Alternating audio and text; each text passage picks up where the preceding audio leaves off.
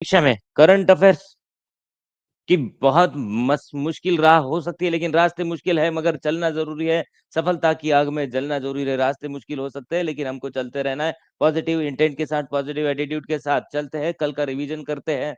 पहला क्वेश्चन है, सोलिगा जनजाति की परंपरागत कृषि प्रणाली क्या है? Soliga, what is the traditional agriculture system for the Soliga of the Soliga tribe? के ऑप्शन आपके पास थाई कृषि, झूम खेती और जल संरक्षण कृषि, उपरोक्त में से एक से अधिक या इनमें से कोई नहीं। अगर आपने इसका जवाब दे दिया है, अगर आपने इसका जवाब दे दिया है तो ठीक है, नहीं तो आपको 5-10 सेकंड में दे देता हूँ शुरुआत में। जी ले, गुड मॉर्निंग। और यस, आप सभी ने इसका सही जवाब दिया है। जूम खेती, शिफ्टिंग कल्टीवेशन इसका सही जवाब, यही सही जवाब है। आगे बढ़ते हैं, अगला वाला क्वेश्चन। किसान क्रेडिट कार्ड योजना का मुख्य उद्देश्य क्या है? What is the main objective of the किसान क्रेडिट कार्ड केसीसी स्कीम? आपके ऑप्शन है, किसानों को कम ब्याज पर ऋण देना, कृषि उत्पादन को बढ़ावा देना, उर्वरक और कीटनाशक खरीदने में मदद करना, उपरोक्त में से एक से अधिक या इनमें से कोई नहीं। आपका समय शुरू होता है। 15 सेकंड में आपको इस सवाल का जवाब देना है। कमेंट में आंसर टाइप करना है और सेशन को लाइक करके शेयर करना है। जल्दी से जल्दी, बाकी के सारे लोग आ जाएंगे और आपका समय यहाँ पर होने वाला है खत्म, और समय हो चुका है खत्म। और आप देखेंगे इसका किसानों को कम ब्याज पर ऋण देना ये भी उद्देश्य है, कृषि उत्पादन को बढ़ावा देना भी उद्देश्य है, उर्वरक और कीटनाशक खरीदने में मदद करना ये भी इसका उद्देश्य है। तो हमारा आंसर बन जाता है उपरोक्त में से एक से अधिक। अगर आपने डी दिया है तो कॉन्ग्रेचुलेशन, रिवीजन ही तो है। सोलिगा जनजाति की किस टाइगर रिजर्व में केंद्रित है? Win in which tiger reserve is the Soliga tribe mainly found? Bandipur tiger reserve, BRT tiger reserve, Sundarban tiger reserve या उपरोक्त में से एक से अधिक। आपका समय शुरू होता है अब। समय में जवाब देना है, सिर्फ 15 सेकंड में आपको जवाब देना है। बांदीपुर, बीआरटी या सुंदरबन, इन तीनों में से कौन से वाले टाइगर रिजर्व में है? ये कल ये वाला टॉपिक हमने पढ़ा था और इसका रिवीजन करते हुए बढ़िया मजा आ रहा है, क्योंकि आप में से सब लोग इसका सही आंसर दे पा रहे हो। सेशन समय हुआ खत्म। और अगर देखेंगे BRT tiger reserve Karnataka state में है और ये कर्नाटक का बीआरटी टाइगर रिजर्व इसका आंसर सही वाला है। आगे बढ़ते हैं। एनएएसएम एसआर मिसाइल का सफल परीक्षण कहाँ किया गया? कहाँ कहाँ है हमने? Where was the NASM SR missile successfully tested? Pokhran में, बलासौर में, चांदीपुर या उपरोक्त में से एक, उनमें से कोई नहीं। आपको आंसर आना चाहिए 15 सेकंड के अंदर। Pokhran range, Balasore range, Chandipur range या फिर चांदीपुर एकीकृत परीक्षण रेंज, इसको आईटीआर जहाँ कहते हैं हम। ओके, आप सब लोग इसका आंसर देने की कोशिश कर रहे हैं। वक्त हो चुका है खत्म और इसका आंसर है चांदीपुर एकीकृत परीक्षण रेंज, आईटीआर। क्वेश्चन, अगला क्वेश्चन चले रिवीजन का। नौसेना एंटीशिप मिसाइल एनएसएमएसआर किस संगठन द्वारा विकसित की गई है? Which organisation has developed the naval antiship missile NSMSR? भारतीय अंतरिक्ष अनुसंधान संगठन या फिर इसरो, इसरो ने की है, डीआरडीओ ने की है या फिर एचएएल हिंदुस्तान एरोनॉटिक्स लिमिटेड ने की है, या इनमें से एक से अधिक, मतलब दो तीन लोगों ने मिलकर की है? क्या आपका जवाब है? यस, आपका जवाब अगर, हाँ, बिल्कुल, आपने एकदम पहले ही इसका आंसर दे दिया। आप सभी ने दे दिया defence research development and organisation, DRDO इसका सही आंसर है। कांग्रेचुलेशन आप सभी का। फिर से अगला क्वेश्चन रिवीजन वाला, कल का रिवीजन चल रहा है यहाँ पे। इथेनॉल मिश्रण नीति का मुख्य उद्देश्य क्या है? What is the main objective of the ethanol blending policy? A, petrol के उपयोग को कम करना, स्वच्छता ऊर्जा को बढ़ावा देना, भारत की ऊर्जा आत्मनिर्भरता को बढ़ाना, या उपरोक्त में से एक से अधिक इसके हो सकते हैं या फिर इनमें से कोई नहीं हो सकता। 15 सेकंड है आपके पास। 15 सेकंड में इन तीनों ऑप्शन के ऊपर सोच लीजिए। पेट्रोल के उपयोग को कम करना है, स्वच्छ ऊर्जा को बढ़ावा देना है, भारत की ऊर्जा आत्मनिर्भरता बढ़ाना है। क्या आप आंसर देना चाहेंगे? वेरी गुड, सब लोग आप में से। बसंती जी बढ़िया, आपने ट्राई तो किया। चलिए, धर्मरत्न जी, Dharmendra Rai ji, very good. Comments आपके पढ़ रहा है और आपका समय खत्म हो चुका है। इनमें से एक, उपरोक्त में से एक से अधिक इसका आंसर होगा, क्योंकि देखिए पेट्रोल के उपयोग को कम कराना है, क्योंकि हम इथेनॉल ज्यादा यूज करेंगे, स्वच्छ ऊर्जा को बढ़ावा देंगे और भारत की ऊर्जा आत्मनिर्भरता को बढ़ाएंगे। मतलब इनमें से दो, एक से अधिक ऑप्शन तो बिल्कुल पक्का हो सकते हैं, इसलिए उपरोक्त में से एक से अधिक इसका आंसर हुआ है। आगे बढ़ते हैं। अमेरिका और यूक्रेन के बीच दुर्लभ पृथ्वी खनिज, रेयर अर्थ मिनरल्स पर समझौता क्यों किया गया? Why was the agreement, why, क्यों, why was the agreement on rare earth mineral sign between US and Ukraine? आपके पास ये थोड़ा सा नया क्वेश्चन है। अमेरिका को यूक्रेन से आर्थिक सहायता प्राप्त करने के लिए, यूक्रेन को अमेरिका का समर्थन और सुरक्षा गारंटी हासिल करने के लिए, यूरोपीय संघ में यूक्रेन की सदस्यता सुनिश्चित करने के लिए। आपके पास 15 सेकंड है। 15 सेकंड में इसका आंसर आपको बताना है कि अमेरिका और यूक्रेन के बीच दुर्लभ पृथ्वी खनिज मतलब रेयर अर्थ मिनरल्स पर समझौता क्यों किया गया है। ओके, और सही आप सब लोग, वेरी गुड। इसका आंसर यस, अगर आप इसका आंसर बी देंगे, क्या करेंगे, इसका आंसर बी देंगे, यूक्रेन और अमेरिका के समर्थन और सुरक्षा की गारंटी हासिल करने के लिए इसका आंसर दिया गया, तो ये आपका सही आंसर होने के चांसेस ज्यादा है। ओके, यूक्रेन को क्या करना है, अमेरिकी समर्थन और सुरक्षा की गारंटी हासिल करनी है। चलिए आगे बढ़ते, lunar trail blazer, lunar trail blazer किस ग्रह का अध्ययन करेगा, या फिर विच सेलेस्टियल बॉडी, ग्रह कहेंगे या फिर सेलेस्टियल बॉडी मतलब अंतरिक्ष में जो बॉडीज होती है, अंतरिक्ष में जो गोले घूम रहे होते हैं, उनमें से किसका, which celestial body will lunar trail blazer study, कौन सी चीज की वो स्टडी करने वाला है लूनार ट्रेल ब्लेजर। ऑप्शन आपके पास है मंगल, चंद्रमा, शुक्र, मंगल, चंद्रमा और शुक्र आपके पास आंसर है। Yes, very good. आपने मुझसे इसमें तो आपने 15 सेकंड का वक्त भी नहीं लिया, आपने सही आंसर बता दिया है, चंद्रमा मून का अध्ययन करेगा। आगे बढ़ते हैं, यूरोपियन संघ प्रमुख उर्सुला वॉन डेर लेयन किस उद्देश्य से भारत आई, देखिए यूरोपियन संघ प्रमुख, what was the purpose of EU chief Ursula von der Leyen to visit to India, कि यूरोपियन संघ की प्रमुख उर्सुला जी भारत में क्यों आई, उनका उद्देश्य क्या था, व्यापार समझौते पर चर्चा करने के लिए, सैन्य सहयोग बढ़ाने के लिए, या फिर अंतरिक्ष अनुसंधान में सहयोग करवाने के लिए, किस चीज के लिए उर्सुला वॉन डेर अपने भारत में आई है। ठीक है, इसका आपको थोड़ा सा सोचकर जवाब देना है, उर्सुला वॉन डेर भारत में क्यों आई है। Okay, very good.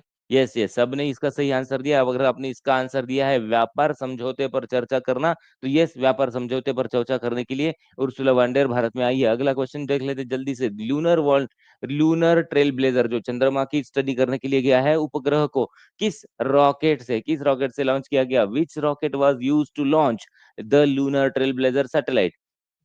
ऑप्शन है आपका NASA SLS, SpaceX Falcon 9, Blue original New Shepard, क्या है इसका आंसर, आंसर अगर आप बताना चाहेंगे, या मैं जैसे पढ़ता हूँ आप सब लोग आंसर दे देते हैं, यस सर, क्यों, क्योंकि सर ये रिवीजन है, हमने इसको ऑलरेडी पढ़ लिया है। तो कौन सा है इसका आंसर, इसका आंसर सही वाला है स्पेसएक्स फाल्कन 9, स्पेसएक्स फाल्कन 9 इस रॉकेट से लूनार ट्रेल ब्लेजर उपग्रह को लॉन्च किया गया। सरस आजीविका मेला, सरस आजीविका मेला 2025 का मुख्य उद्देश्य क्या है, what is the main objective of Saras Aajeevika Mela 2025। Vocal for local को बढ़ावा देना, ग्रामीण महिलाओं को सशक्त बनाना और स्थानीय हस्तशिल्प और उत्पादों को राष्ट्रीय पहचान प्रोवाइड करना, क्या है इसका उद्देश्य। अगर ये क्वेश्चन आपने सही तरीके से पढ़ लिया है, तो इसका आंसर क्या देना चाहेंगे आप, वेरी गुड, आप सभी लोग आंसर देने की कोशिश कर रहे हैं, और आप सभी ने, मैक्सिमम लोगों ने इसका आंसर डी दिया है, और आपका आंसर सही भी है। वोकल फॉर लोकल को बढ़ावा देना, ग्रामीण महिला ज्यादा इंपॉर्टेंट है, महिलाओं को सशक्त बनाना है, और साथ ही स्थानीय हस्तशिल्प और उत्पादों को राष्ट्रीय और अंतरराष्ट्रीय पहचान देना, ये इसका क्या है, उद्देश्य है। ये थे हमारे रिवीजन वाले पॉइंट, आगे बढ़ लेते हैं आज टूडेज का। चलिए टूडेज आज के करंट अफेयर्स हम लोग चालू कर लेते हैं, शुरू कर लेते हैं। ओके ओके, थोड़ा सा bright, okay, just a second.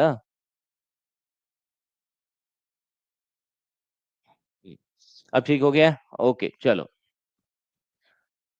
Bharat में राष्ट्रीय विज्ञान दिन कब मनाया जाता है, when is the national science day celebrated in India, India में नेशनल साइंस डे कब मनाया जाता है, और इसका सही आंसर है 28 फरवरी, 28 फरवरी, 28 फरवरी को, जो कल ही था, राष्ट्रीय विज्ञान दिवस मनाया जाता है। तो क्यों मनाया जाता है 28 फरवरी 1928, ये याद रहे, देखिए 28 फरवरी 1928, doctor CV Raman, doctor Chandrashekhar Venkata Raman की, रमन ने रमन प्रभाव की खोज की, कौन सा, रमन प्रभाव, इसको इंग्लिश में रमन इफेक्ट भी कहा जाता है।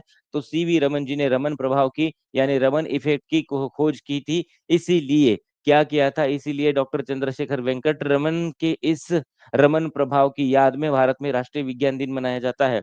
जब प्रकाश किसी पारदर्शी माध्यम से गुजरता है, तो कुछ प्रकाश तरंग दैर्घ्य बदल जाता है, तो प्रकाश तरंग दैर्घ्य बदल जाता है मतलब लाइट वेवलेंथ बदल जाती है। साइंस वालों को ये चीजें अच्छी समझ में आएगी, और बाकी सबको भी आ सकती है, जिसे रमन इफेक्ट कहते हैं।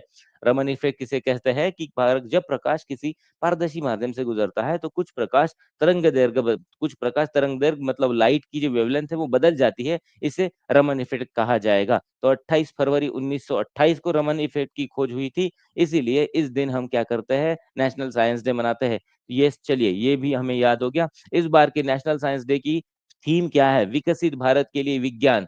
और नवाचार में वैश्विक नेतृत्व के लिए भारतीय युवाओं को सशक्त बनाना है। ये इसकी क्या है, थीम है। भौतिकी में देखिए रमन जी को क्या है, भौतिकी में नोबेल पुरस्कार, ये बहुत ही इंपॉर्टेंट चीज हो जाती है।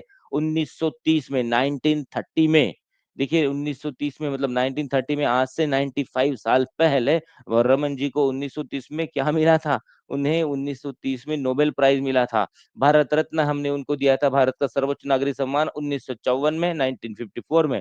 रॉयल सोसाइटी का फेलोशिप उनको मिला था 1924 में। बहुत सारे यूजर्स मेडल मिला है, लेनिन शांति पुरस्कार मिला है, मेटेची मेडल मिला है, नाइट बैचलर मिला है, बहुत सारे उन्हें मिले हैं। लेकिन 1930 में उन्हें मिला था नोबेल प्राइज, और 1954 में उनको मिला है भारत रत्न। ये दो पुरस्कार उनके लिए बहुत इंपॉर्टेंट है। चलिए नेशनल साइंस डे के साथ आगे बढ़ते हैं। महीना नया शुरू है, आज से मार्च महीना शुरू हो गया। स्वागत है आप सभी का मार्च महीने में। जर्मनी के अगले चांसलर, जर्मनी जैसे भारत के राष्ट्रपति होते हैं और अमेरिका के प्रेसिडेंट होते हैं, उसी तरह से जर्मनी के क्या होते हैं, जर्मनी के चांसलर होते हैं। याद रखिए जर्मनी के जो चीफ है उन्हें चांसलर कहा जाता है। Who is the next, who is set to become the next chancellor, अगले, हमने पूछा है अगले, जर्मनी के अगले चांसलर कौन बनने वाले हैं? यस, आप सबको पहले पता है, फ्रेडरिक मर्ज, फ्रेडरिक मर्ज अगले चांसलर जर्मनी के बनने वाले हैं। तो Christian democratic union, CDU, Christian democratic union की जीत के साथ ही फ्रेडरिक मर्ज जर्मनी के अगले चांसलर बनने वाले हैं, बनने के लिए तैयार है। सीडीयू ने आम चुनाव में सबसे बड़ा वोट शेयर हासिल किया। अब जीत गए हैं, इसका मतलब क्या है, सबसे बड़ा वोट शेयर उन्होंने हासिल किया है। और उनकी जो दूसरी पार्टी है, सोशल डेमोक्रेटिक पार्टी, एसडीपी, हार गई। उसके नेता कौन थे? Olaf Scholz. कौन थे उनके नेता? ओलाफ स्कोल्स, जो हारे हुए नेता है वो थे। चलिए, तो एक वर्ड हमें यहाँ पे याद रखना है, फ्रेडरिक मर्ज। फ्रेडरिक मर्ज जर्मनी के अगले चांसलर, बहुत पूछा जाता है। जब एंजेला मर्केल, हाँ यार ये नाम याद रखिए, एंजेला मर्केल चर्चा में आ सकती है, Angela Merkel, okay. Angela Merkel ये जब जर्मनी की चांसलर थी, तो इनके इनसे रिलेटेड बहुत सारे क्वेश्चन एग्जामिनेशन में आते थे। एंजेला मर्केल, एक तो वो लेडीज थी, एंजेला क्या थी, लेडीज थी। और विश्व की सबसे पावरफुल महिलाओं की जब लिस्ट बनती थी, तब तब वो विश्व की पावरफुल महिलाओं की लिस्ट में टॉप रहा करती थी। तो याद रखिए, एंजेला मर्केल जर्मनी की चांसलर थी, बहुत पावरफुल महिला थी। और अब ये फ्रेडरिक मर्ज बनने वाले हैं चांसलर जर्मनी के। Ratan Tata endowment foundation, RTEF के नए प्रमुख कौन नियुक्त किए गए हैं? Who has been appointed as the new head of the Ratan Tata endowment fund foundation, okay. जैसे हमने उस दिन देखा था अदानी फाउंडेशन है समाज सेवा के लिए, वैसे रतन टाटा एंडोमेंट फाउंडेशन है। तो देखिए इसके क्या काम है, एन चंद्रशेखर, ये नाम हमें याद रखना है। अदानी नहीं है, ये टाटास का है। रतन टाटा एंडोमेंट फाउंडेशन के अध्यक्ष, टाटा सन्स के अध्यक्ष चंद्रशेखर, कौन से चंद्रशेखर? एन चंद्रशेखर बनने वाले हैं, बन गए, एक्चुअली उनको नियुक्त किया गया है।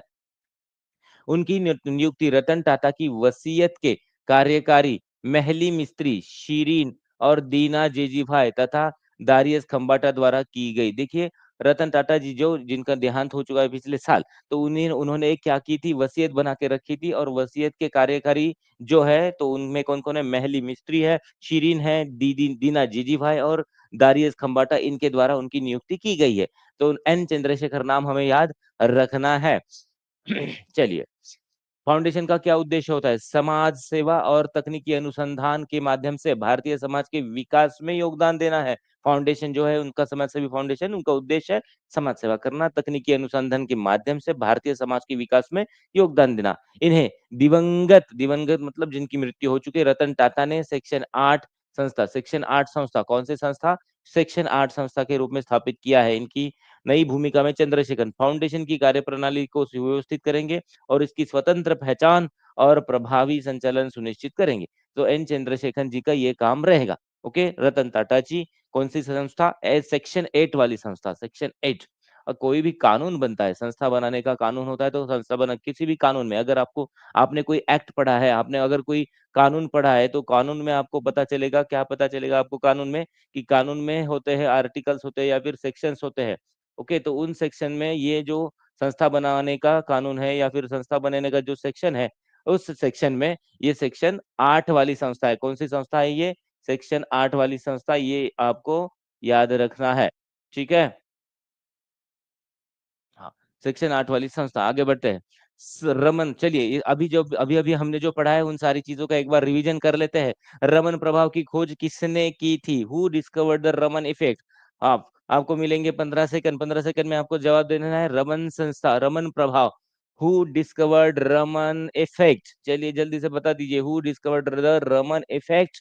आपके ऑप्शन है CV Raman, APJ Abdul Kalam, doctor Homi Bhabha. Okay, very good. सबने 15 सेकंड खत्म होने से पहले इसका जवाब दे दिया है। इनके नाम में ही आंसर छुपा है, रमन इफेक्ट। किसने? सीवी रमन, चंद्रशेखर वेंकट रमन ने, जिसके लिए 1930 में उन्हें नोबेल प्राइज भी मिला था। आगे बढ़ते हैं, चलिए।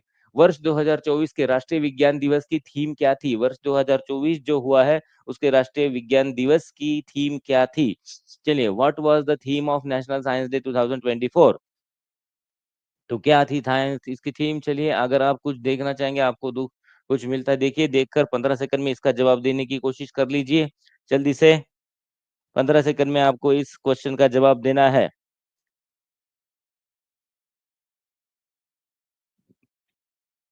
ओके, सोच लिया, देख लिया।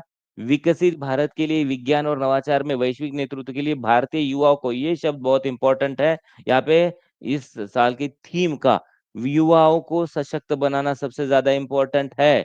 ओके, याद रहिए। विकसित भारत के लिए विज्ञान और नवाचार में वैश्विक नेतृत्व के लिए भारतीय युवाओं को सशक्त बनाना, इसका आंसर हो जाएगा बी। चलिए, नेक्स्ट वाला क्वेश्चन हमने जो पढ़ा है उसका रिवीजन हम करते हैं। सीवी रमन को भौतिकी में नोबेल पुरस्कार कौन से वर्ष में मिला था? In which year did CV Raman receive the Nobel prize in physics? कौन सा साल था वो? ओके, कौन सा था? अरे आप रे, आपने तो पहले ही इसका आंसर बता दिया है। फिर भी चलिए, इसका थोड़ा सा सोचकर, कुछ लोग जो नहीं बता पा रहे सोचकर बता दीजिए। कब मिला है सीवी रमन को भौतिकी में नोबेल पुरस्कार? उनको नोबेल पुरस्कार मिला है 1930 में। सही आंसर दिया है आपने। सीवी रमन को भौतिकी में नोबेल, और याद रखें कि कौन से सब्जेक्ट में मिला है। नोबेल पुरस्कार मिला है हमें याद रहेगा, लेकिन कौन से सब्जेक्ट में मिला है? भौतिकी में मिला है, फिजिक्स। भौतिकी को क्या कहते हैं? फिजिक्स, PHYSICS, फिजिक्स में उनको नोबेल पुरस्कार मिल चुका है। फ्रेडरिक मर्ज किस देश के अगले चांसलर बनने के लिए तैयार है? Friedrich Merz is said to become the next chancellor of which country? आपका समय शुरू होता है अब। आपको आंसर बताना है, कौन से देश के फ्रेडरिक मर्ज क्या बनने वाले हैं? चांसलर बनने हैं। चांसलर बनने वाले हैं मतलब उस देश के वो प्रमुख बनने वाले हैं।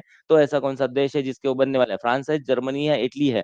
15 सेकंड का आपका वक्त हो चुका है खत्म, और इसका आंसर है जर्मनी। जर्मनी के वो क्या बनने वाले हैं? चांसलर बनने वाले हैं। और मैंने आपको ये भी बताया था कि अंजेला मर्केल जो जर्मनी की चांसलर रही है, लेडीज महिला चांसलर रही है, और उन्हें विश्व की सबसे पावरफुल महिलाओं की लिस्ट में टॉप पर भी रखा गया था कई बार। एन चंद्रशेखर को किस फाउंडेशन का प्रमुख नियुक्त किया गया है? एन चंद्रशेखर जो है उनको कौन से वाले फाउंडेशन का प्रमुख नियुक्त किया गया है? ओके, आपके पास है अजीम प्रेमजी फाउंडेशन, रतन टाटा एंडोमेंट फाउंडेशन, या फिर bill and Melinda Gates foundation. Sir, कितना आसान आसान। चलिए, आपको 15 सेकंड का वक्त मैं दे देता हूँ। 15 सेकंड में आपको इस क्वेश्चन का जवाब देना है। एन चंद्रशेखर, नाम याद रहे, एन चंद्रशेखर। एन चंद्रशेखर कौन से? ओके, इसका भी जवाब आपने सही सही वक्त में सही समय पे दे दिया है। वो है रतन टाटा एंडोमेंट फाउंडेशन, RTEF का अध्यक्ष एन चंद्रशेखर को नियुक्त किया गया है। सीवी रमन को भारत रत्न पुरस्कार कब मिला? चलिए, हमने भारत रत्न से रिलेटेड भी क्वेश्चन पूछ लिया। 1950 में मिला, 1952 में मिला है, और 1954 में मिला है। इसको जरा सोचकर बताइए, सीवी रमन को भारत रत्न पुरस्कार के बारे में हमने पूछा है, तो भारत रत्न पुरस्कार उनको कब मिला है? सीवी रमन को भारत रत्न पुरस्कार मिलने वाला साल आपको बताना है, ईयर आपको बताना है। 1950 था, 52 था, या 54 था? वो समय तो आपका वैसे भी खत्म हो चुका है, और इनको मिला है 1954, 1954 में। 1954 में उनको भारत रत्न पुरस्कार मिला। और 1930 में उनको कौन सा पुरस्कार मिला? 1930 में उनको मिला है ऑब्वियसली नोबेल पुरस्कार फॉर फिजिक्स। भारत में, चलिए रिवीजन हो चुका। भारत में पहली EFIR किस पुलिस स्टेशन में दर्ज की गई? देखिए, EFIR नहीं है, ये FIR कहते हैं। हम इसको क्या कहते हैं? FIR, first investigation report. लेकिन ये सादी वाली नहीं है, ई है। जो जो चीजें इलेक्ट्रॉनिकली की जाती है, ऑनलाइन की जाती है, उनको ई कहते हैं। जैसे हम ई आधार कहेंगे, ई पहचान कहेंगे, ई KYC कहते हैं, तो ऐसे ये EFIR है। क्या है? EFIR। FIR पता है ना आपको, किसी भी गुने की? यस, सबको गुड मॉर्निंग। ओके, तो ये पुलिस स्टेशन कौन सा है हमने पूछा है, कौन सा है ये पुलिस स्टेशन? तो ये है police station Khrew, KHREW, Jammu Kashmir का पुलिस स्टेशन क्रू इसका सही आंसर है। तो जम्मू और कश्मीर पुलिस ने पुलिस स्टेशन क्रू में पहली बार ईमेल के माध्यम से, किस चीज़ के माध्यम से, यहाँ देखिए, ईमेल के माध्यम से ईमेल के माध्यम से ई-एफआईआर दर्ज की है। तो ई-एफआईआर पंजीकरण प्रक्रिया है। शिकायतकर्ता को 3 दिनों के भीतर हस्ताक्षर करने के लिए जाना आवश्यक है। ठीक है, आपने ईमेल भेज दिया, ई-एफआईआर कर दी, लेकिन आपको क्या करना है, 3 दिन के अंदर जिस स्टेशन में आपने ई-एफआईआर ईमेल किया है, वहाँ जाके हस्ताक्षर करने हैं। ई-एफआईआर भारतीय न्याय संहिता बीएनएस के तहत दर्ज की है। क्या है? भारतीय न्याय संहिता। क्या आप बता पाएँगे कि पिछले साल ही भारतीय न्याय संहिता का नाम बीएनएस कर दिया है, इससे पहले इसका नाम क्या था? ये जो भारतीय न्याय संहिता है, भारतीय न्याय संहिता का पहला नाम क्या था? ईएफआईआर क्रू पुलिस स्टेशन में की गई है, ये हमने देख लिया, आपको बताना है अभी। हुँ, ये जो भारतीय न्याय संहिता के तहत अगर इसको किया गया है, तो भारतीय न्याय संहिता का पहले इसका नाम क्या था? ओके, बीएनएस का नाम पहले क्या था, ये आपको कमेंट में बताना है, तब तक मैं आगे बढ़ता हूँ। ये एफआईआर के लाभ क्या है? शिकायतकर्ता को त्वरित पंजीकरण करने को मिलेगा, मतलब आपको जो भी एफआईआर करनी है, उसका पंजीकरण त्वरित हो जाएगा।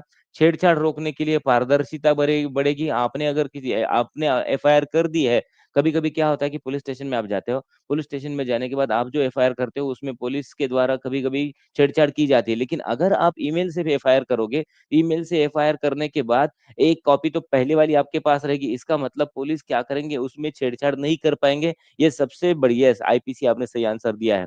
तो पुलिस की जवाबदेही में सुधार, और पुलिस की जवाबदेही में क्या हो जाएगा, सुधार हो जाएगा। तो याद रखें, अगर ईमेल से एफआईआर की गई है, तो एक कॉपी आपने जिस दिन की वो आपके पास रहेगी, पुलिस स्टेशन में दूसरी कॉपी रहेगी, तो वो कितना छेड़छाड़ करेंगे, क्योंकि ओरिजिनल कॉपी तो आपके पास ही है।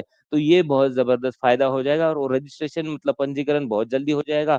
और पुलिस की जवाबदेही, अब इसमें पुलिस की जवाबदेही बढ़ जाएगी। यानी कि पुलिस आपको वापस नहीं भेजेंगे, उनकी रिस्पॉन्सिबिलिटी बढ़ जाती है। तो बीएनएस का नाम आपने कमेंट में कर दिया है, क्या? IPC, very good. यह पहला आईपीसी, ठीक है। यह पहल डिजिटल पुलिसिंग और पारदर्शी न्याय प्रणाली की ओर एक बड़ा कदम है, जिससे जनता की पहुंच और पुलिस की जवाबदेही में सुधार हो जाएगा। अलग-अलग मुद्दा है, किस राज्य, कौन से राज्य सरकारों ने क्षेत्रीय भाषाओं को अनिवार्य विषय बनाया है? Okay, which state governments have made regional languages as a compulsory subject? Regional languages को कंपल्सरी सब्जेक्ट कौन से स्टेट्स ने बनाया है? कौन से राज्यों ने बनाया है? रीजनल लैंग्वेज मतलब रीजनल लैंग्वेज, हाँ, लोकल भाषा है। पंजाब और तेलंगाना 2 स्टेट्स है यहाँ पे, पंजाब और यहाँ पे तेलंगाना। इन दोनों ने, तेलंगाना और पंजाब दोनों सरकारों ने अपनी-अपनी क्षेत्रीय भाषाओं के संरक्षण और प्रचार के लिए, देखिए, भाषाओं के संरक्षण और प्रचार के लिए सक्रिय कदम ये लोग उठा रहे हैं, और उसी कदम का ये एक पार्ट है। तो पंजाब और तेलंगाना दोनों राज्यों ने क्या किया है? Both Telangana and Punjab governments are taking proactive steps to preserve and promote, क्या करेंगे? Preserve and promote their regional languages. Punjab और तेलंगाना याद रहेगा। तेलंगाना सरकार ने तेलुगु को, किसको? तेलुगु को अनिवार्य भाषा बनाकर पेश किया है। और पंजाब सरकार ने पंजाबी को मुख्य विषय बनाकर यह सुनिश्चित किया कि सभी छात्रों को यह भाषा पढ़नी होगी। सीबीएसई पर सीबीएसई पर पंजाबी भाषा हटाने को लेकर विवाद चल रहा है, और पंजाब सरकार इसे बहाल करने की मांग कर रही है। देखिए, सीबीएसई में पंजाबी भाषा को हटा देंगे ऐसा बोल रहे हैं, और यहाँ पे पंजाब सरकार इसे बहाल करने की मांग कर रही है। याद रखें, तेलुगु और पंजाबी, तेलुगु तेलुगु और पंजाबी, ये 2 भाषा है।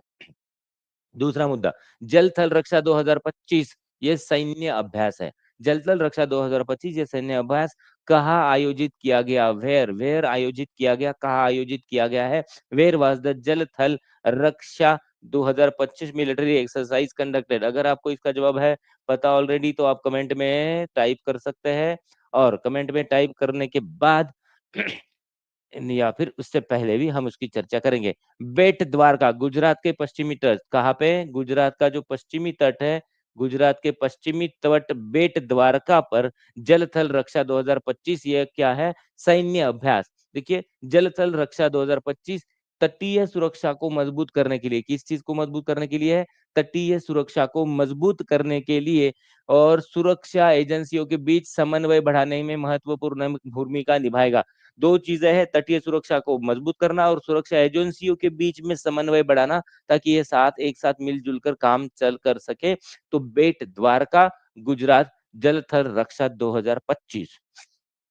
यह अभ्यास राष्ट्रीय सुरक्षा और संभावित समुद्री खतरों से निपटने की तैयारी परखने के लिए। ओके ओके ठीक है, जस्ट सेकंड। हम्म, यह अभ्यास राष्ट्रीय सुरक्षा और संभावित समुद्री खतरों से निपटने की तैयारी को परखने में एक क्या है, एक महत्वपूर्ण कदम है। ओके। भविष्य में इस तरह के संयुक्त सैन्य अभ्यास अवश्य करेंगे ताकि भारत की तटीय सुरक्षा प्रणाली को और अधिक मजबूत किया जा सके। ठीक है, चलो चलिए हमने जो पढ़ा उसके क्वेश्चन देख लेते हैं। जम्मू और कश्मीर पुलिस ने पहली बार ईएफआईआर किस माध्यम से दर्ज की है? देखिए हमने किस माध्यम से दर्ज की है ये सवाल पूछा है, और आपके पास है 15 सेकेंड्स, मतलब 15 सेकंड। 15 सेकंड में आपको इसका जवाब देना है, जल्दी से 15 सेकंड में जवाब देना है आपको, 15 सेकेंड्स में। माध्यम पूछा है, किस माध्यम से इसका एफआईआर दर्ज की है। ओके वेरी गुड, आपने सही सही सही प्रयास किया है, आपका समय खत्म होने वाला है अभी। Very good. तो मोबाइल ऐप के ईमेल से या ऑनलाइन, आप सभी ने इसका आंसर दिया है। वेरी गुड, आपने सही आंसर दिया। ईमेल के माध्यम से, ईमेल के माध्यम से उन्होंने पहली ईएफआईआर को दर्ज किया है। और ये जो ईएफआईआर आपके पास बहुत सारी चीजें, क्योंकि जल्दी रजिस्ट्रेशन हो जाएगा और उसके बाद ही आपके पास अपनी कॉपी रहेगी, अपना प्रूफ रहेगा, उसके साथ छेड़छाड़ नहीं की जा सकती। अगला क्वेश्चन देख लेते हैं। ईएफआईआर दर्ज करने के लिए शिकायतकर्ता को कितने दिनों के भीतर हस्ताक्षर करना आवश्यक है? Within how many days must the complainant sign the EFIR? एक दिन में, 2 दिन में, या 3 दिन में? आपके पास है 15 सेकंड। चलिए टाइम तो वैसे भी आपका शुरू हो चुका है। 1 दिन में करना है, 2 दिन में करना है, या 3 दिन में करना है? वेरी गुड, आप सभी लोग क्या कर रहे हो, बढ़िया से, वेरी गुड, अरे बढ़िया अटेंटिव होकर पढ़ रहे हो, ध्यान दे रहे हो। तो यहाँ पे 3 दिन में उनको हस्ताक्षर करने जरूरी है। चलिए याद रखिए, आपको अपना बिहार परीक्षा वाला जो चैनल है उसको आपको जाना, टेलीग्राम चैनल, कौन सा चैनल, टेलीग्राम चैनल है। इससे रिलेटेड और इन्फॉर्मेशन और फोटोज, इमेजेस वगैरह सारी चीजें आपको बिहार परीक्षा इस टेलीग्राम चैनल पे मिलेंगी। तो आप उस टेलीग्राम चैनल को ज्वाइन करें और ज्यादा से ज्यादा करंट अफेयर्स का लाभ ले, उसका फायदा ले। के आगे चलो बढ़ते हैं। ईएफआईआर प्रणाली का मुख्य लाभ क्या है? ईएफआईआर प्रणाली जो है उसका क्या मुख्य लाभ है? Okay, what is the main benefit of the EFIR? आपके लिए मैंने 15 सेकंड रखते हैं। चलिए, शिकायतों को त्वरित पंजीकरण करना, पुलिस की जवाबदेही में सुधार लाना, छेड़छाड़ रोकने के लिए पारदर्शिता। Very good. देखिए 3 दिन तो लिख लिया, लेकिन ये थोड़ा सा लंबा क्वेश्चन है। चलिए 15 सेकंड और आपको मिलेंगे, सारी चीजें सोचकर आपको आंसर देना है। पंजीकरण, जवाबदेही और छेड़छाड़, ये तीनों चीजें इसमें आ रही है क्या? ओ हो, आप तो समझ ही गए हैं कि नहीं सर, इसमें सिर्फ एक आंसर नहीं है, इसमें एक से ज्यादा ही आंसर होने के चांसेस है। और आपने इसका सही आंसर दिया है लगभग। तो इसमें क्या है, शिकायतों को त्वरित पंजीकरण भी है, पुलिस की जवाबदेही भी है, और छेड़छाड़ रोकने के लिए पारदर्शिता भी है। तीनों की तीनों ऑप्शन आने चाहिए, और इसीलिए इसका आंसर बन जाता है डी। Okay very good. चलिए, तेलंगाना सरकार ने किस भाषा को अनिवार्य बनाया है? विच लैंग्वेज, कौन सी language, which language has been Telangana government made mandatory? कौन सी लैंग्वेज है, हिंदी, तेलुगु या उर्दू? 15 सेकंड का वक्त मिलता है। अब बताइए, हिंदी है, तेलुगु है, या उर्दू है? कौन सी भाषा को? उर्दू को क्यों बनाएंगे, हिंदी को भी क्यों बनाएंगे? उनकी स्टेट की भाषा है, रीजनल लैंग्वेजेस के लिए उन्होंने ये काम किया है, और इसीलिए तेलंगाना सरकार ने तेलुगु भाषा को क्या किया है, कंपलसरी किया है, अनिवार्य किया है। जल थल रक्षा अभ्यास का मुख्य उद्देश्य पूछा है हमने, कहाँ शुरू हुआ ये नहीं पूछा है। जल थल रक्षा 2025 अभ्यास का मुख्य उद्देश्य क्या है? What is the primary objective of जल थल रक्षा 2025 एक्सरसाइज? तटीय सुरक्षा को मजबूत करना, समुद्री खतरों से निपटने की तैयारी करना, सुरक्षा एजेंसियों के बीच समन्वय बढ़ाना। क्या हो सकता है इसका आंसर? पूरा सवाल पढ़ लीजिए, और सवाल पढ़ने के बाद, सारे सवाल पढ़ने के बाद एक जबरदस्त वाला आंसर तैयार करके मुझे बताइए। ओके, 15 सेकंड नहीं चालू किया, चलिए 15 सेकंड मैं शुरू कर देता हूँ। थोड़ा सोच कर आपको इसका जवाब देना है, और आप सभी लोग ना बिल्कुल सोच दोच कर, एकदम बढ़िया से सोच कर जवाब दे रहे हो, आप सभी के माइंड्स खुलने लगे हैं। तो यहाँ पे आपका समय होता है खत्म, और आपका आंसर हो जाता है उपरोक्त में से एक से अधिक इसके आंसर है, क्योंकि तटीय सुरक्षा को मजबूत भी हमको करना है, समुद्री खतरों से निपटने की तैयारी भी करनी है, और सुरक्षा एजेंसियों के बीच में समन्वय भी बढ़ाना है। तो इसका आंसर हो जाएगा डी। ओके। पंजाब सरकार ने सीबीएसई को लेकर क्या मांग की है? पंजाब सरकार की सीबीएसई में क्या मांग है? What demands has the Punjab government made regarding CBSE?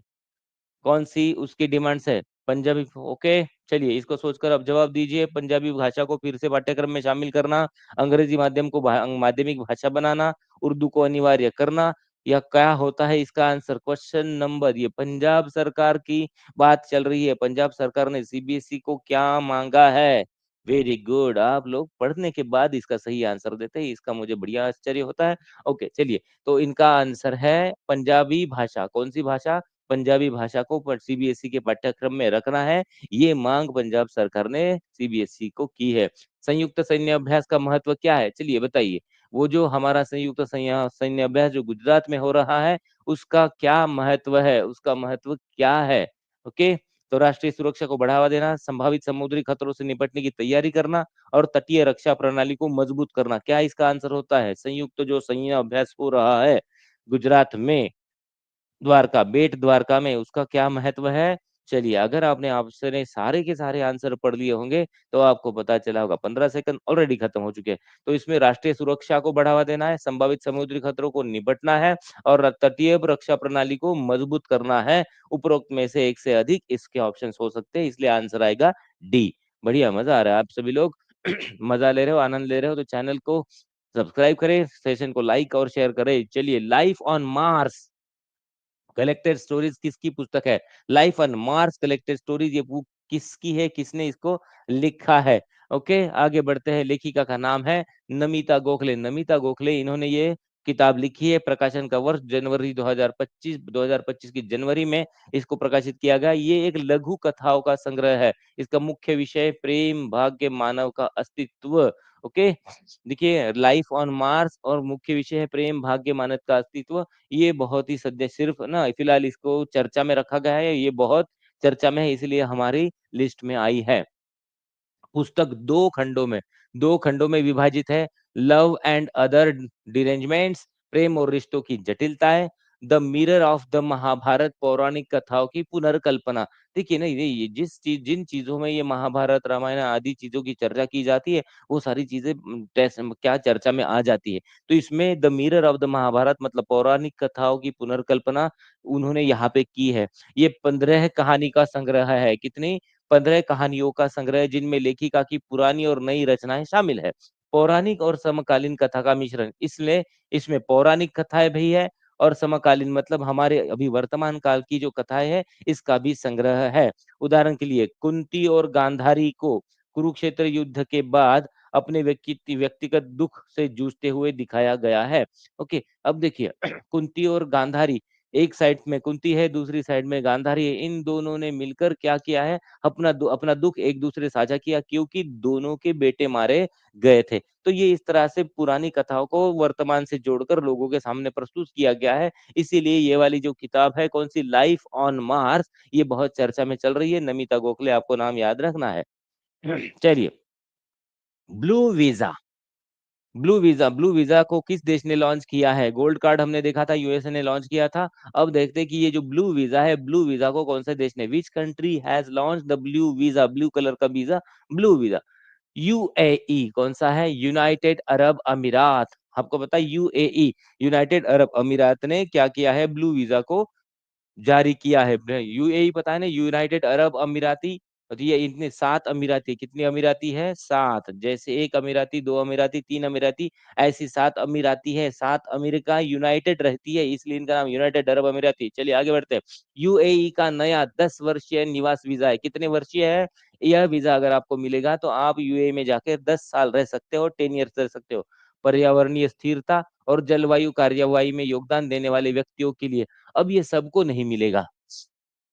ये किसको मिलेगा? पर्यावरण स्थिरता और जलवायु कार्यवाही में योगदान देने वाले व्यक्तियों को ही मिलेगा ये ब्लू वीजा। इसकी घोषणा विश्व सरकार शिखर सम्मेलन 2025, क्या है? विश्व सरकार शिखर सम्मेलन 2025 में इसका अनाउंसमेंट हो गया। तो ये वर्ल्ड गवर्नमेंट समिट कुछ कुछ नाम ने इंग्लिश में ही अच्छे लगते हैं। तो ये वर्ल्ड गवर्नमेंट, भारत दुनिया भर की अलग अलग सरकारों के प्रतिनिधियों का जो सम्मेलन हुआ था 2025 का, उसमें इसकी घोषणा की गई थी। Yes yes yes, Pramod Kumar ji, बिल्कुल। ओके, याद रहे, 10 वर्ष का वीजा मिलेगा और पर्यावरण स्थिरता और जलवायु कार्यवाही में योगदान देने वाले स्पेशल व्यक्तियों को ही मिलेगा, सबको नहीं मिलेगा। ब्लू वीजा के उद्देश्य पर्यावरण संरक्षण और स्थिरता में योगदान को बढ़ावा देना, यूएई के दीर्घकालीन निवास विकल्पों का विस्तार करना। पहले गोल्डन वीजा, ग्रीन वीजा तो ऑलरेडी है, अभी ये इसमें एक वीजा शामिल हो गया, गोल्डन ग्रीन के साथ ब्लू। वैश्विक विशेषज्ञों और संगठनों को आकर्षित करने का एक रणनीतिक कदम है, जिसमें पर्यावरण संरक्षण और नवाचार को बढ़ावा मिल जाएगा। ओके। प्राणी मित्र एवं जीव दया पुरस्कार समारोह 2025 का आयोजन कहाँ किया गया? प्राणी मित्र एवं जीव दया पुरस्कार, देखिए कितना अच्छा है, प्राणी मित्र एवं जीव दया पुरस्कार, वेयर वॉज द प्राणी मित्र एंड जीव दया अवार्ड सेरेमनी हेल्ड? ये पुरस्कार का समारोह कहाँ होगा? विज्ञान भवन नई दिल्ली। विज्ञान भवन नई दिल्ली में इस पुरस्कार समारोह का आयोजन किया गया था। मुख्य बिंदु क्या है इसके, देखिए प्राणी मित्र एवं जीव दया पुरस्कार समारोह आयोजक है इसके भारतीय पशु कल्याण बोर्ड एडब्ल्यूबीआई और पशु एवं डेयरी विभाग, दोनों ने मिलकर इसका आयोजन किया है। भारतीय पशु कल्याण बोर्ड और पशु एवं डेयरी विभाग दोनों ने मिलकर इस प्रोग्राम का समारोह का आयोजन किया है। इसके की पॉइंट्स देखिए, animal friend and animal kindness award ceremony 2025, उसमें एनिमल फ्रेंड भी मिला है। ओके, जीव मित्र एंड जीव दया पुरस्कार को ही इंग्लिश में हम क्या कहेंगे, animal friend and animal kindness award 2025। Okay, आगे बढ़ते हैं।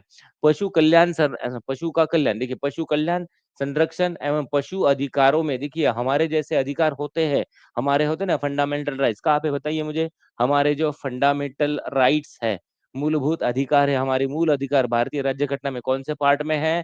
थर्ड पार्ट में है ना, थर्ड पार्ट में, हमारी संविधान के थर्ड पार्ट में हमारे मूलभूत अधिकार है 12 से लेकर 35 आर्टिकल तक, है ना। अगर आप पॉलिटी पढ़ते हो तो पॉलिटी में आपको पता होगा, राज्य घटना में हमारे संविधान में फंडामेंटल राइट्स के तीसरे पार्ट में है आर्टिकल 12 से लेकर आर्टिकल 35 तक। तो जैसे हमारे फंडामेंटल राइट्स है, जैसे हमारे मूल अधिकार है भैया, तो ऐसे ही पशु के अधिकार नहीं होंगे क्या? प्राणियों के अधिकार नहीं होंगे? उनके भी अधिकार है। तो उनके अधिकारों में योगदान देने वाले व्यक्तियों और संगठनों को सम्मानित करना, पशुओं का कल्याण, पशुओं का संरक्षण और उनके जो अधिकार है, उनमें योगदान देने वाले व्यक्ति और संगठनों को सम्मानित करना, इस पुरस्कार का क्या है?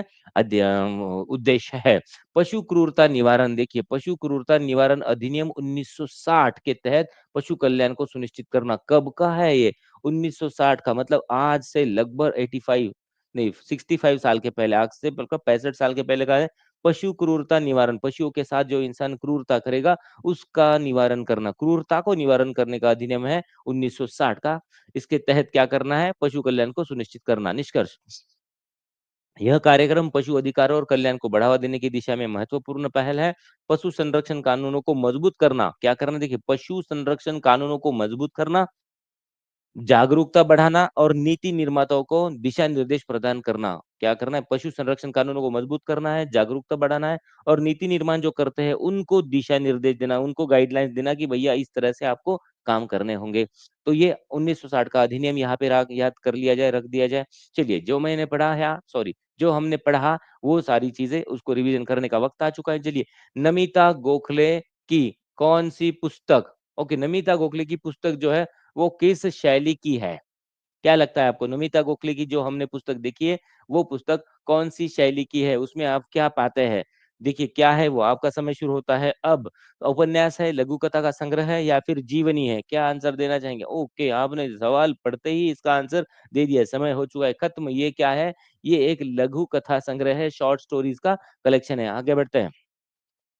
नमिता गोखले की पुस्तक का मुख्य विषय क्या है? मुख्य विषय, what is the main theme of Namita Gokhale's book? आपका समय शुरू होता है अब। 15 सेकंड में आप बता देंगे। प्रेम है, भाग्य है, मानव का अस्तित्व है या इनमें से अधिक इसके ऑप्शंस हो सकते हैं। और 15 सेकंड का आपका जो समय है, 15 सेकंड का समय वैसे हो चुका है खत्म। ये थोड़ा सा वक्त लेने वाला क्वेश्चन है और इस क्वेश्चन में आपको थोड़ा सा सोच कर जवाब देना है। तो इसका सही जवाब आपको दिखाई देगा, प्रेम भी है, भाग्य भी है और मानव का अस्तित्व, इन तीनों चीजों की उसमें चर्चा की गई है और इसीलिए इसका आंसर बनता है उपरोक्त में से एक से अधिक सारी चीजों की चर्चा उन लोगों ने की है। ओके, नेक्स्ट नेक्स्ट वाला क्वेश्चन, यूएई द्वारा 10 वर्षीय निवास वीजा किन लोगों को दिया जाएगा? यूएई द्वारा किसको ये वीजा दिया जाएगा? 15 सेकंड का आपका समय शुरू होता है अब। प्रवासी श्रमिकों को दिया जाएगा, ऑप्शन बी पर्यावरणीय स्थिरता में योगदान देने वालों को दिया जाएगा या ऑप्शन सी अंतरिक्ष वैज्ञानिकों को दिया जाएगा। किसको दिया जाएगा? आपका जो समय था, समय होने वाला है खत्म। ठीक है, ये आप में से मैक्सिमम लोगों ने इसका सही आंसर दिया है। यहाँ पे पर्यावरणीय स्थिरता में योगदान देने वाले लोगों को या फिर संगठनों को ये वाला पुरस्कार दिया जाएगा। सॉरी, वीजा तो लोगों को ही दिया जाता है, संगठनों को दिया जाता है क्या? नहीं, वीजा 10 वर्षीय वीजा उन लोगों को दिया जाएगा जो पर्यावरण से रिलेटेड काम करते हैं, अपना योगदान देते हैं। प्राणी मित्र एवं जीव दया पुरस्कार समारोह 2025 का आयोजन कहाँ होगा? चलिए, प्राणी मित्र एवं जीव दया पुरस्कार 2025 का आयोजन कहाँ होने वाला है? मुंबई में होगा, दिल्ली में होगा या फिर बेंगलुरु में होगा? कहाँ इसका आंसर है? Okay, very good. आंसर देने की कोशिश करेंगे आप लोग। मुंबई, दिल्ली, बेंगलुरु। आपका समय शुरू होके खत्म भी होकर चला है, तो इसका आंसर क्या रहने वाला है? चलिए ठीक है, मैं शुरू कर देता हूँ। अगर आपको चाहिए थोड़ा सा सोचने का वक्त, तो सोचने का वक्त भी आपको मिल जाएगा। चलिए, सोचकर थोड़ा सा बताइए। हाँ। ओके, सोचकर आपने जवाब दे दिया, पूरा सोचकर दे दिया। सही है सर, नई दिल्ली। आपने जो जवाब दिया है, आपने जो आंसर दिया है न्यू दिल्ली, वो सही है। अगला पुरस्कार देख लेते हैं कौन सा है। प्राणी मित्र एवं जीव दया पुरस्कार का आयोजन किसके द्वारा किया जा रहा है? हु ऑर्गेनाइजेस, कौन विच ऑर्गेनाइजेशन इज होस्टिंग प्राणी मित्र एवं जीव दया पुरस्कार? भारतीय पशु कल्याण बोर्ड, पर्यावरण मंत्रालय या फिर भारतीय वन्य जीव संस्थान? कौन दे रहा है ये वाला पुरस्कार? आपको सही आंसर इसका बताना है। कौन इसका जवाब? Okay, 15 second. ओके, खत्म हो चुके, 15 सेकंड मिल गए थे। अच्छा, थोड़ा सा सोचना पड़ रहा है सर। ओके, कोई बात नहीं, सोच कर बता दीजिए। ओके, आप में से मैक्सिमम लोगों ने इसका सही जवाब दिया है। भारतीय पशु कल्याण बोर्ड, AWBI, इसका क्या है, आयोजन करने वाला है। अगला मुद्दा, अगला पॉइंट पे, अगले पॉइंट की चर्चा कर रहे थे। 2025 में भारत का सबसे मूल्यवान ब्रांड कौन सा है? Which is India most valuable brand? Brand पता है ना आपको? एप्पल होता है ब्रांड, रिलायंस होता है ब्रांड, सैमसंग होता है ब्रांड, ये सारे ब्रांड्स होते हैं। इन्फोसिस ब्रांड, ब्रांड मतलब कंपनी का नाम। सबसे बढ़िया, सबसे फेमस 2025 में भारत का सबसे मूल्यवान ब्रांड कौन सा है? तो भारत का सबसे मूल्यवान ब्रांड है टाटा समूह, टाटा ग्रुप। 2025 में भारत का सबसे, तो भारत की वैश्विक ब्रांड की उपस्थिति देखिए। भारत वैश्विक स्तर पर 8वें स्थान पर। Okay, brand finance global 500 report 2025, देखिए क्या है, ब्रांड फाइनेंस ग्लोबल 500 रिपोर्ट 2025 के अनुसार भारत वैश्विक स्तर पर कितने स्थान पर है?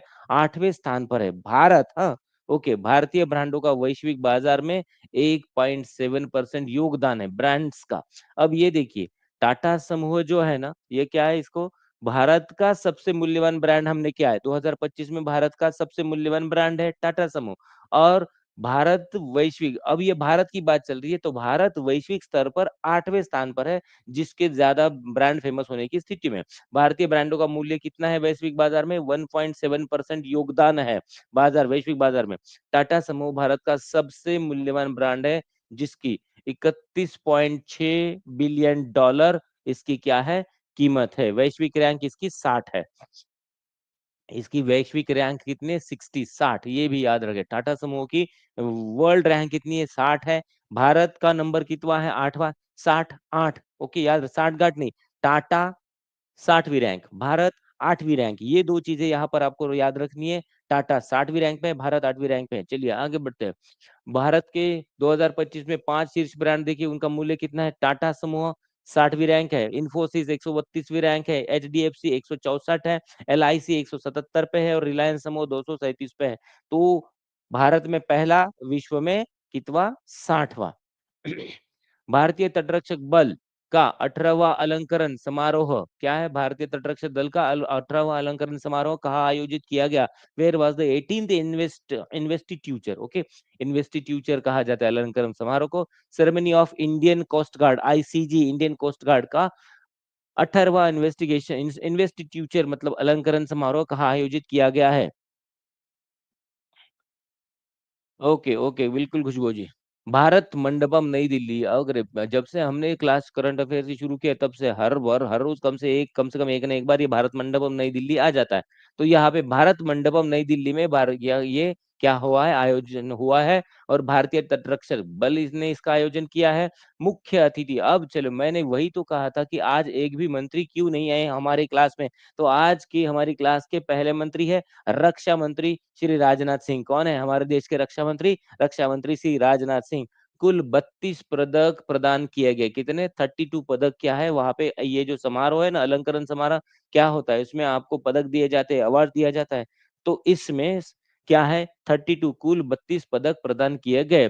तो कुल 32 पदक 2022 के इसमें थे, 2023 के थे और 2024 के थे। 6 राष्ट्रपति तटरक्षक दल पदक मिले हैं विशिष्ट सेवाओं के लिए, 11 तटरक्षक पदक है और 15 तटरक्षक पदक सराहनीय सेवाओं के लिए। वीरता के लिए अलग है, सराहनीय सेवाओं के लिए अलग है। सम्मान, साहस, अनुकरणीय सेवा और कर्तव्य के प्रति निस्वार्थ समर्पण के लिए ये सम्मान दिया जाता है। सम्मान क्यों दिया जाता है? पदक क्यों जाता है किया जाता है? किसी भी सेवा में, किसी भी सर्विस में मिलते हैं आपको साहस के लिए, अनुकरणीय सेवा के लिए और कर्तव्य के प्रति निस्वार्थ समर्पण के लिए ये पुरस्कार दिए जाते हैं। आईसीजी की प्रमुख उपलब्धियां, पिछले 1 वर्ष में 14 नावों और 115 समुद्री लिटोरे को पकड़ा, है ना? ये जो तटरक्षक बल ने क्या किया, 14 गलत तरीके से भारत में आ रही है नावों को पकड़ा है, 115 समुद्री लुटेरे को पकड़ा है। पायरेट्स, पता है ना, हमने देखा पायरेट्स ऑफ कैरिबियन जैसे होता है, पायरेट्स। 115 समुद्री लिटोरे को, पायरेट्स को पकड़ा है। 37,000 करोड़ की मादक पदार्थ जब्त किए, ड्रग्स जब्त किए, कितने? 37,000 करोड़ के, 169 लोगों की जान बचाई, ये बहुत इंपॉर्टेंट है। 29 गंभीर रूप से घायल घायल व्यक्तियों को चिकित्सा सहायता दी, 169। इन सारी चीजों में क्या है, जान सबसे प्यारी होती है, जान सबसे ज्यादा कीमती होती है। उन्होंने 169 लोगों की जान बचाई, ये बहुत ज्यादा इंपॉर्टेंट है। जान से ज्यादा कीमती कुछ हो ही नहीं सकता। शिक्षा संजीवनी बीमा योजना का शुभारंभ किस राज्य से किया गया? शिक्षा संजीवनी बीमा योजना का शुभारंभ किस राज्य में किया गया? इन विच स्टेट वाज द शिक्षा संजीवनी इंश्योरेंस स्कीम लॉन्च? कौन से राज्य में किया गया है शिक्षा संजीवनी? शिक्षा संजीवनी याद रखिए, कौन सी योजना है? शिक्षा संजीवनी। हाँ, नेक्स्ट। राज्य है राजस्थान। आज राजस्थान 2 बार आया है कि नहीं? पहली बार गुजरात आया था। अभी आ, 1 घंटा क्लास हमारी 1 घंटा चलती है। रूपा शर्मा जी, राजस्थान की शिक्षा एवं पंचायती राज मंत्री मदन दिलावर, ओके, राजस्थान के, याद रखिए, राजस्थान के मंत्री मदन दिलावर जी। राजस्थान के उन मंत्रियों ने क्या किया है? शिक्षा एवं पंचायती राज मंत्री ने ये स्कीम शुरू की है। स्थान, Residency Girls Higher Secondary School Udaipur. कौन सी? Residency Girls Higher Secondary School Udaipur में इसको लॉन्च किया। बाद में पूरे राज्य के 1 करोड़ स्कूली बच्चों तक इसका विस्तार किया जाएगा। तो ये राजस्थान की योजना है, याद रखिए। यह योजना शिक्षा सुरक्षा, वित्तीय स्थिरता और बच्चों की निरंतर शिक्षा को क्या करेगा? सुनिश्चित करने की दिशा में महत्वपूर्ण कदम है। यह छात्रों और उनके परिवारों के लिए, छात्रों और उनके परिवारों के लिए एक सुरक्षा कवच प्रदान करेगी और राज्य में शिक्षा सशक्तिकरण को नई ऊंचाई तक ले जाएगी। तो ये इनका सुरक्षा कवच किसको मिलेगा? ये जो बीमा योजना है, ये छात्रों को भी मिलेगा और उनके परिवारों को भी मिलेगा। तो इसमें शिक्षा की सुरक्षा, वित्तीय स्थिरता और बच्चों का निरंतर शिक्षा को सुनिश्चित की है। निरंतर शिक्षा मतलब बच्चे स्कूल में आने चाहिए और पढ़ते रहने चाहिए, नहीं तो स्कूल में आए, एडमिशन किया और भाग गए, ये वाली चीज नहीं चलने वाली है। ठीक है, चलिए। भारत कॉलिंग कॉन्फ्रेंस 2025 का उद्घाटन किसने किया? Who inaugurated the Bharat calling conference? कौन सी कॉन्फ्रेंस का नाम है? भारत कॉलिंग कॉन्फ्रेंस 2025 का उद्घाटन किसने किया? पीयूष गोयल। पीयूष गोयल जी ने इसका उद्घाटन किया है। किस चीज का? भारत कॉलिंग कॉन्फ्रेंस का। कहाँ पे? ये IMC chamber of commerce and industry. आयोजक कौन है? IMC chamber of commerce and industry. और स्थान कहाँ पे? मुंबई में। देखिए, पीयूष गोयल मंत्री जी हमारी यहाँ के दूसरे, आज के हमारे दूसरे मंत्री, आज की क्लास के केंद्रीय वाणिज्य एवं उद्योग मंत्री है पीयूष गोयल जी। हमने थोड़ी देर पहले क्या देखा था? हमने थोड़ी देर पहले देखा था हमारे भारत के रक्षा मंत्री राजनाथ सिंह जी थे। और अभी क्या हो गया? अभी देखिए, केंद्रीय वाणिज्य और उद्योग मंत्री श्री पीयूष गोयल जी है। मुंबई में क्या किया है? मुंबई में इसका लॉन्च किया है। थीम क्या है? विकसित भारत 2047 का मार्ग सभी के लिए समृद्धि की ओर अग्रसर। भारत कब तक विकसित होने वाला है? 2047 तक। 2047 में हम सब लोग एक विकसित डेवलप कंट्री में रहेंगे। तो ये थीम है यहाँ की। मुंबई याद रखना है, पीयूष गोयल जी याद रखने हैं। भारत के आर्थिक विकास और वैश्विक व्यापार में महत्व है। भारत वैश्विक आर्थिक विकास में अग्रणी बन रहा है। देखो वर्ल्ड जो आर्थिक विकास है वैश्विक स्तर पे भारत उसमें अग्रणी बन रहा है। निवेश के लिए भारत एक प्रमुख गंतव्य बन रहा है। देखिए भारत क्या कर रहा है, भारत निवेश के लिए एक प्रमुख गंतव्य बनता जा रहा है। मतलब भारत में लोग आजकल क्या करना चाह रहे हैं, लोग भारत में आकर निवेश करना चाह रहे हैं। ओके, तो निवेश के लिए भारत प्रमुख गंतव्य बन रहा है। लचीली अर्थव्यवस्था, अर्थव्यवस्था कैसी, लचीली, फ्लेक्सिबल। बड़ा उपभोक्ता बाजार, उपभोक्ता मतलब हम लोग जो कस्टमर है बहुत सारे, 150 करोड़ तो हम ऐसे ही है। और व्यापार अनुकूल नीतियां, ये अगर चीजें होती है तो उस देश में कोई भी जाकर इन्वेस्टमेंट करना चाहेगा। तो हमारे पास क्या है, फ्लेक्सिबल इकोनॉमी, बड़ा उपभोक्ता बाजार और व्यापार अनुकूल। व्यापार के अनुकूल क्या है, हमारी नीतियां, हमारे नियम है। इसकी वजह से भारत में लोग क्या कर रहे हैं, निवेश करते जा रहे हैं। विकसित भारत एट 2047, ये आंकड़ा तो आप याद ही कर लीजिए। विकसित भारत एट 2047 के लिए 5 प्रमुख सक्षम कौन से कारक है, देखिए। गुणवत्ता प्रबंधन और लघु व्यवसाय का मार्गदर्शन, स्थिरता, सस्टेनेबिलिटी, समावेशी विकास, कौशल विकास और प्रतिस्पर्धात्मकता और दक्षता, ये 5 प्रमुख कारक है। ये भारत, हम क्या कर रहे हैं, भारत एट 2047 हमने डिसाइड किया कि 2047 तक भारत क्या हो जाएगा, डेवलप हो जाएगा। और उसके लिए 5 कारक हमने डिसाइड किए हैं। कौन से कारक, गुणवत्ता प्रबंधन और लघु व्यवसाय को मार्गदर्शन करेंगे, स्थिरता लाएंगे, सस्टेनेबिलिटी लाएंगे, समावेशी विकास करेंगे। समावेशी विकास मतलब सबका विकास, सिर्फ अमीर का विकास नहीं, सिर्फ अमीर का नहीं, गरीबों का और मध्यम वर्ग का भी विकास। उसके साथ ही कौशल विकास भी आएगा उसमें, स्किल डेवलपमेंट और प्रतिस्पर्धात्मकता और दक्षता, ये 4-5 चीजें।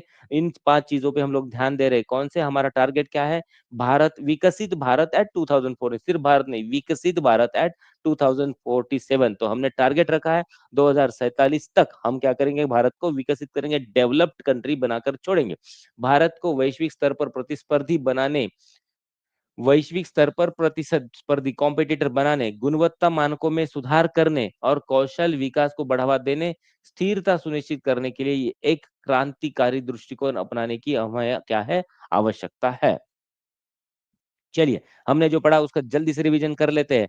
टाटा समूह का वैश्विक ब्रांड रैंक 2025 में क्या है, जो टाटा समूह है उसका वैश्विक ब्रांड का rank, what is the Tata groups global brand rank in 2025, 2025 में टाटा समूह का ग्लोबल रैंक कितना है। 15 सेकंड आपको दे देता हूँ, 15 सेकंड में आपको सोचकर इसका जवाब बताना है। 15 सेकंड में, 15 सेकंड ओनली, 15 सेकंड में जवाब बताइए। टाटा का इंटरनेशनल या फिर वर्ल्ड रैंक कितना है। आपका समय हो चुका है खत्म। और आपने सही आंसर दिया है। आप लोग पढ़ते हो, याद रखते हो, ध्यान में रखते हो। टाटा का रैंकिंग कितना है, 60वां। ओके, अगला क्वेश्चन, 2025 में भारत वैश्विक ब्रांड उपस्थिति में कौन से स्थान पर है। टाटा का रैंक आपने बता दिया, आपको बताना है भारत का रैंक। 15 ही सेकंड मिलेंगे, 15 से ज्यादा सेकंड की अपेक्षा ना करें। भारत का 6वां है, 7वां है या फिर 8वां है। ओहो, चलिए, 15 सेकंड होने से पहले ही आप जवाब देते, बहुत ही लाइटनिंग फास्ट हो, पता नहीं क्या खाकर आते हैं इतने सवेरे सवेरे। ओके, कॉफी पीकर आए हैं। नहीं सर, हम तो सिर्फ पानी ही पीकर आए। ओके, चलेगा। 8वां कितवा है, 8वां कंफर्म कर दिया जाए, यस, ऑप्शन सी, 8वां रैंक। वैश्विक रैंक कितना है भारत का, भारत का 8वां, टाटा का 60वां। भारत का 8वां, टाटा का 60वां। चलिए, राइमिंग वर्ड्स हमने कविता बना दी। विकसित भारत एट 2047। ओके, विकसित भारत एट, यहाँ पे एट होना, विकसित भारत एट 2047 विषय पर आयोजित सम्मेलन कहाँ हुआ। वेयर वाज द कॉन्फ्रेंस विकसित भारत एट 2047 थीम हेल्ड। कहाँ हुआ इसका आयोजन, नई दिल्ली में हुआ है, मुंबई में हुआ है या फिर बेंगलुरु में हुआ है, कहाँ पे इसका आयोजन हुआ है। आप बता देंगे, दिल्ली, मुंबई, बेंगलुरु। ओह, 15 सेकंड की जरूरत क्या है सर, हम लोग तो ऐसे ही बता देंगे, मुंबई में इसका आयोजन हुआ था। और आपने एकदम बढ़िया तरीके से इसका आंसर दे दिया। अगला क्वेश्चन देख ही लेते हैं। भारतीय तटरक्षक बल, इंडियन कोस्ट गार्ड ने कुल कितने पदक प्रदान किए, कितने पदक प्रदान किए। ओ सही, इसके इसने उन्होंने 32 पदक प्रदान किए। ये इतना इंपॉर्टेंट क्वेश्चन नहीं है, फिर भी चलिए याद रखिए, 32 पदक प्रदान किए गए हैं। और ये था, देवी और सज्जनों, ये क्या था, आज हमने जो भी सारी चीजें हमने क्या की, करंट अफेयर से जितने जितने इंपॉर्टेंट सवाल थे और टॉपिक थे उसको कर लिए, उसके क्वेश्चन को रिवाइज कर लिया। हमको इसमें से बहुत सारी चीजें याद रखनी है, याद रखकर एग्जाम तक याद रखनी है, इनको रिवाइज करते रहना है। हम क्या करेंगे, वीकली इनका रिवीजन भी करते जाएंगे मेरे साथ साथ। और आपको बहुत जबरदस्त तरीके से, दानिश सर तो इतने खतरनाक तरीके से करंट पढ़ा रहे हैं कि वो, उनको देखने के बाद आपको सारी चीजें याद रखेंगी। और ये जो करंट अफेयर्स है ये आपको यूट्यूब चैनल पे रोज मिलते रहेंगे। और इसके साथ ही अपना जो बिहार परीक्षा वाला जो क्या है, बिहार परीक्षा वाला ये टेलीग्राम चैनल, वहां पे आपको ये सारी चीजें, इससे रिलेटेड इंफॉर्मेशन, क्विज, और सर क्या मिलेगा, क्विज, QUIZ, ये जो क्वीज है ना, क्वीज आपको कहाँ मिलेगी, बिहार परीक्षा वाले टेलीग्राम चैनल पर आपको ये सारी चीजें मिलती रहेंगी। तो देवी और सज्जनों, रेडी रहिए, टाटा जी का रैंक याद रखिए, भारत का रैंक याद रखिए, और इन सारी चीजों को याद रखते हुए आज के लिए हम लेते हैं विदा। मिलते हैं कल मॉर्निंग में इसी वक्त ऐसे ही जबरदस्त इंफॉर्मेशन के साथ। तब तक के लिए bye bye, have a nice day.